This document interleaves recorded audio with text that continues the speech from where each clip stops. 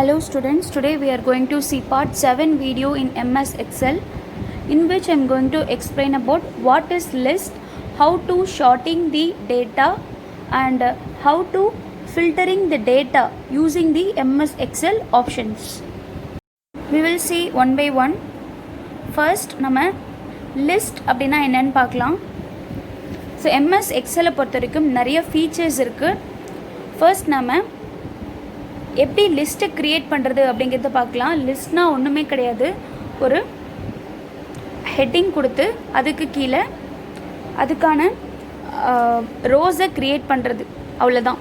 Okay, so இப்போது list அப்படின்னா என்னென்னா, it is a series of worksheet rows that contains related data is called list. அதாவது என்னென்னா, இப்போ நேம் அப்படிங்கிற ஒரு ஹெட்டிங் நான் கொடுத்துருக்கேன் அப்படின்னா அந்த நேமுக்கும் கீழே என்னென்ன நேம்ஸ், தமிழ் அப்படின்னு கொடுத்துருக்கேன்னா அந்த தமிழுக்கும் கீழே என்னென்ன மார்க், ஓகேவா? ஸோ அதுதான் வந்து ரிலேட்டட் டேட்டா அப்படின்னு சொல்கிறோம். நேமுக்கு கீழே அது ரிலேட்டடான டேட்டாஸ். தமிழ் அப்படின்றதுக்குன்னா தமிழுக்கும் கீழே தமிழ் ரிலேட்டடான மார்க்ஸ். இங்கிலீஷ் அப்படின்னா இங்கிலீஷ்க்கும் கீழே இங்கிலீஷ் ரிலேட்டடான மார்க்ஸ். அதுதான் வந்து லிஸ்ட். ஒவ்வொரு name list, Tamil list, English list அப்படின்னு சொல்லுவோம்ல, அதுதான். ஓகேவா? ஸோ இதுதான் லிஸ்ட் அப்படிங்கிறது. இப்போது ஏ அப்படிங்கிற காலமில் நம்ம என்ன கொடுத்துருக்கோம், நேம் அப்படிங்கிற ஹெட்டிங் கொடுத்துருக்கோம். நேமுக்கும் கீழே என்ன கொடுத்துருக்கோம், ராம், ரகு, இர்ஃபான் அப்படின்னு கொடுத்துருக்கோம். ஸோ இது எல்லாமே வந்து நேம் அப்படிங்கிறதோட லிஸ்ட்டு. தமிழ் அப்படிங்கிறதுக்கும் கீழே கொடுத்துருக்குற மார்க்ஸ் வந்து அதோட லிஸ்ட். ஸோ இதுதான் லிஸ்ட் அப்படிங்கிறது, வேறு ஒன்றும் கிடையாது. ஓகே, ஸோ இந்த லிஸ்ட் எல்லாத்தையும் நம்ம எப்படி வந்து சார்ட்டிங் பண்ணலாம், ஃபில்டரிங் பண்ணலாம் அப்படிங்கிறது தான் இந்த வீடியோ நான் மேக் பண்ணியிருக்கேன். சார்ட்டிங் அப்படிங்கிறது என்ன அப்படின்னா, sorting means arranging the data according to our requirements. Okay, can be done alphabetically or numerically. Sorting அப்படின்னா என்னென்னா, நம்மளோட டேட்டாஸை எப்படி ஷார்ட் பண்ணிக்கலாம் அப்படின்னா, இப்போது நம்ம கண்ணா பின்னான நேம்ஸ் எல்லாம் என்டர் பண்ணியிருக்கோம், அது வந்து அட்டெண்டன்ஸ் ஆர்டரில் நமக்கு வேணும். ஓகே, ஆல்ஃபபெட்டிக்கல் ஆர்டரில் வேணும் அப்படின்னா A to Z படியும் பண்ணிக்கலாம், Z to A படியும் நம்ம பண்ணிக்கலாம். அதே மாதிரி 1 to 10 படியும் பண்ணிக்கலாம், 10 to 1 படியும் ரிவர்ஸ்லேயே நம்ம ஈஸியாக சார்ட் அவுட் பண்ணிக்கலாம். ஸோ எப்படின்னு பார்க்கலாம். ஓகே, ஸோ அதை பண்ணுறதுக்கு முன்னாடி நம்ம என்ன பண்ணணும்னா, ஃபஸ்ட்டு அந்த டேட்டாஸை செலக்ட் பண்ணிக்கணும். எதை நம்ம சார்ட் அவுட் பண்ண போகிறோமோ அந்த டேட்டாவை செலக்ட் பண்ணிக்கிட்டு தென் நம்ம ஷார்ட்டிங் கொடுத்து என்ன ரெக்யர்மெண்ட்ஸ் நம்ம கொடுக்குறோமோ அதுபடி அது ஷார்ட் அவுட் ஆகும். ஃபர்ஸ்ட் என்ன பண்ணிக்கணும், நீங்கள் அந்த டேட்டாஸை செலக்ட் பண்ணிக்கணும். ஓகே, டேட்டாஸை செலக்ட் பண்ணிவிட்டு டேட்டா மெனுவை மேலே இருக்குது பார்த்தீங்களா, நிறையா டேப்ஸ் இருக்குது. 7 டேப்ஸில் டேட்டா டேப் வந்து நீங்கள் கிளிக் பண்ணிக்கிட்டு அதில் போய்ட்டு நீங்கள் ஈஸியாக சார்ட் அவுட் பண்ணிக்கலாம். ஹோம் டேப்பில் கூட டேரெக்டாக ஷார்ட்டிங் ஆப்ஷன் கொடுத்துருக்காங்க. ஃபர்ஸ்ட் நான் வந்து டேட்டாஸை செலக்ட் பண்ணிக்கிட்டேன், ராம்லேருந்து இர்ஃபான் வரைக்கும். இப்போது டேட்டா டேபை கிளிக் பண்ணியிருக்கேன். கிளிக் பண்ணிட்டு அதில் ஷார்ட்டிங்னு இருக்குது பார்த்தீங்களா, ஷார்ட் அண்ட் ஃபில்டர் இருக்குது. அதில் ஷார்ட் அப்படிங்கிறத நான் கிளிக் பண்ணியிருக்கேன். கிளிக் பண்ண உடனே இந்த ஷார்ட்டோட டயலாக் பாக்ஸ் வந்துருச்சு. இதில் போயிட்டு உங்களுக்கு ஏதாவது என்ன ஷார்ட் அவுட் பண்ணணும் அப்படிங்கிற டீட்டெயில்ஸை நீங்கள் இன்புட் பண்ணலாம். ஓகே, நேமை வந்து ஷார்ட் பண்ணணுமா, இல்லை தமிழ் மார்க்ஸ் மட்டும் வரா மாதிரி ஷார்ட் அவுட் பண்ணணுமா அப்படிங்கிறத கொடுத்துக்கணும். என்ன மாதிரி ரெக்யர்மெண்ட்ஸ் உங்களுக்கு வேணுமோ அந்த மாதிரி ரெக்யர்மெண்ட்ஸை கொடுத்துக்கலாம். ஆர்டரில் வந்து A to Z இல்லை Z to A வரைக்குமா அப்படிங்கிறதையும் நீங்கள் கொடுத்துக்கிட்டு ஓகே கொடுத்தீங்க அப்படின்னா ஈஸியாக ஷார்ட் அவுட் ஆகிடும். ஸோ நான் வந்து என்ன கொடுக்க போகிறேன்னா, நேமை வந்து ஷார்ட் பண்ண போகிறேன். ஓகே, ஸோ நேமை கிளிக் பண்ணிவிட்டு நான் ஓகே கொடுக்க போகிறேன். ஸோ நேமை கிளிக் பண்ணிவிட்டேன், ஓகே பட்டனை கிளிக் பண்ண போகிறேன். ஓகே கொடுத்தோன்னே பார்த்தீங்கன்னா ஷார்ட் ஆகிடும், பார்த்தீங்கன்னா தெரியும். இப்போ பாருங்கள், ஆல்ஃபபெட்டிக்கல் ஆர்டரில் கரெக்டாக இருக்கா. ஃபஸ்ட்டு இது before sorting RI Ram, Raghu, Irfan இருந்துச்சு.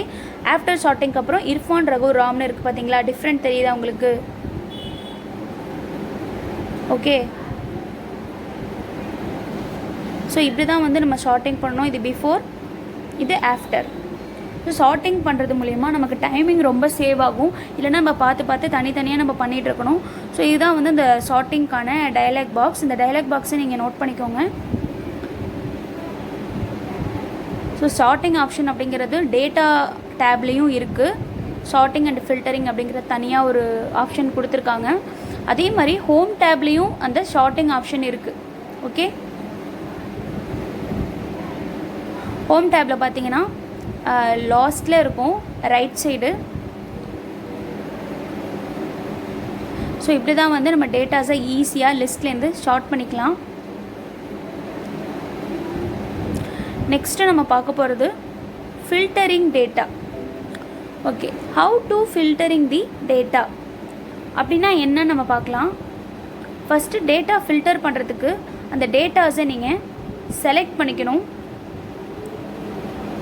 செலக்ட் பண்ணிவிட்டு ஆஸ் யூஷுவல் எப்போதும் போல் நீங்கள் ஹோம் டேப்லேயும் ஃபில்டர் ஆப்ஷன் இருக்குது, டேட்டா டேப்லேயும் ஃபில்டர் ஆப்ஷன் இருக்குது. ஹோம் மெனுவில் பார்த்தீங்கன்னா எடிட்டிங்க்கு கீழே இருக்கும், டேட்டா மெனுவில் பார்த்தீங்கன்னா ஷார்ட்டிங் அண்ட் ஃபில்டர் இருக்கும். இல்லை ரைட் கிளிக் பண்ணால் கூட இந்த மாதிரி ஆப்ஷன்ஸ் வரும். அதில் போய்ட்டு ஃபில்டர் போயிட்டு இல்லை என்ன மாதிரி ஃபில்டர் வேணாலும் நீங்கள் அப்ளை பண்ணிக்கலாம். நான் வந்து உங்களுக்கு டேப் மூலிமா எப்படி போகிறதுன்னு காட்டுறேன். இப்போ டேட்டா டேப் நான் கிளிக் பண்ணிக்கிட்டு ஷார்ட்டிங் அண்ட் ஃபில்டரில் நான் வந்து ஃபில்டர் ஆப்ஷனை கிளிக் பண்ணியிருக்கேன். ஃபில்டர் வந்து கிளிக் பண்ண உடனே பார்த்தீங்கன்னா தெரியும், இந்த ஃபில்டர் ஆரோ மார்க் வந்திருக்கு பாருங்கள். ஒவ்வொரு ரோலையும் பக்கத்தில் ஆரோ மார்க் கிரியேட் ஆகிடுச்சு பார்த்தீங்களா. ஸோ இந்த மாதிரி ஆரோ மார்க் வந்துச்சுன்னா அதுதான் வந்து ஃபில்டர்னு அர்த்தம். ஸோ அதில் போய்ட்டு நம்ம கிளிக் பண்ணி நமக்கு தேவையான ஃபில்டரை பண்ணிக்கலாம். இப்போ பார்த்தீங்கன்னா நான் நேமில் உள்ள ஆரோ மார்க்கை கிளிக் பண்ண உடனே short A to Z, short Z to A, அது மாதிரி நிறைய ஆப்ஷன்ஸ் காட்டுது. நீங்கள் போய்ட்டு A to Z வேணும்னா A to Z கொடுத்துக்கலாம், Z to A வேணும்னா Z to A கொடுத்துக்கலாம். ஓகே, இல்லை நான் வந்து நேமை வந்து நான் ஷார்ட் அவுட் பண்ண போகிறேன், எனக்கு எல்லா நேமும் வேணாம், எனக்கு ஒரு நேம் எந்த இங்கே கீழே பார்த்தீங்கன்னா தெரியும் டிக் பண்ணியிருக்கு, அந்த டிக்கை எடுத்து விட்டுட்டிங்க அப்படின்னா இதில் ஷோ ஆகாது. இப்போ ராம் வந்து நான் டிக்கை எடுத்துட்டேன், டிக்கை எடுத்து ஓகே கொடுத்தேன் அப்படின்னா ராம் ஷோ ஆகாது, பேலன்ஸ் தான் ஷோ ஆகும். நீங்கள் ஒவ்வொருத்தவங்களோட தனித்தனியாக வேணும்னாலும் நீங்கள் ஃபில்டர் ஆப்ஷன் யூஸ் பண்ணி பார்த்துக்கலாம், கன்ஃபியூஸ் ஆகாமல் இருக்கும். ஓகே, நீங்கள் ஃபில்டர் ஆப்ஷன் போய்ட்டு மறுபடியும் எகெயின் டிக் கொடுத்தீங்கன்னா அந்த நேம் எகெயின் வந்து வந்துடும். இதுதான் வந்து ஃபில்டரிங். ஓகே, நம்ம வந்து ஈஸியாக வந்து ஃபில்டரிங் ஆப்ஷன் யூஸ் பண்ணி ஃபில்டர் பண்ணிக்கலாம். நியூமெரிக்கல் நம்பர்லேயும் ஃபில்டர் பண்ணிக்கலாம், நேம்லேயும் ஃபில்டர் பண்ணிக்கலாம். நம்பரில் எப்படி ஃபில்டர் பண்ணலான்னா லார்ஜ் நம்பர்லேருந்து ஸ்மால் நம்பரை வேணால் நம்ம ஃபில்டர் பண்ணிக்கலாம். நேமில் பார்த்தீங்கன்னா ஆல்ஃபபெட்டிக்கல் ஆர்டரை ஃபில்டர் பண்ணிக்கலாம். ஓகேவா? ஸோ இப்படி தான் வந்து நீங்கள் ஃபில்டர் பண்ணணும். இது வந்து என்னென்னா டோட்டல் ஃபில்டரில் போய்ட்டு நான் கஸ்டமைஸ் ஃபில்டர் கொடுக்குறேன். கஸ்டமைசேஷன் ஃபில்டர் கொடுத்தா அந்த கஸ்டமைசேஷன் ஃபில்டருக்கான டயலாக் பாக்ஸ் நமக்கு வரும். இதில் போய்ட்டு நீங்கள் ஏதாவது இதில் செட்டிங்ஸ் வந்து வேறு மாதிரி என்னென்ன மாதிரி ஃபில்டர் பண்ணணும், ஆட்டோ ஃபில்டர் பண்ணுற மாதிரி நீங்கள் செட் பண்ணி வச்சுக்கணுன்னா கூட ஈஸியாக இந்த கஸ்டமைஸ் ஃபில்டர் ஆப்ஷன் யூஸ் பண்ணி என்னென்ன ஃபில்டர் பண்ணணுமோ அதுக்கு தேவையான இன்ஃபர்மேஷன்ஸ் எல்லாம் நீங்கள் இன்புட் பண்ணி ஓகே கொடுத்தீங்க அப்படின்னா ஆட்டோ ஃபில்டர் அதுவே பண்ணிவிடும். ஸோ இதுதான் வந்து list, sorting the data and filtering the data அப்படிங்கிறது. So filter the data in MS Excel mean to displaying only the rows that meet certain conditions. The rows gets hidden, okay, when untick. உங்களுக்கு இப்போ பேரோலை use பண்ணி எப்படி filter பண்ணுறது, அதாவது payroll டேட்டாவில் எப்படிலாம் filter பண்ணலான்னு காமிக்கிறேன். இது முன்னாடியே நான் போன வீடியோவில் எப்படி இந்த பேரோலுக்கு ப்ரிப்பேர் பண்ணுறது அதுக்கான ஃபார்முலாஸ்லாம் என்னன்னு நம்ம போன வீடியோவில் தான் பார்த்தோம்.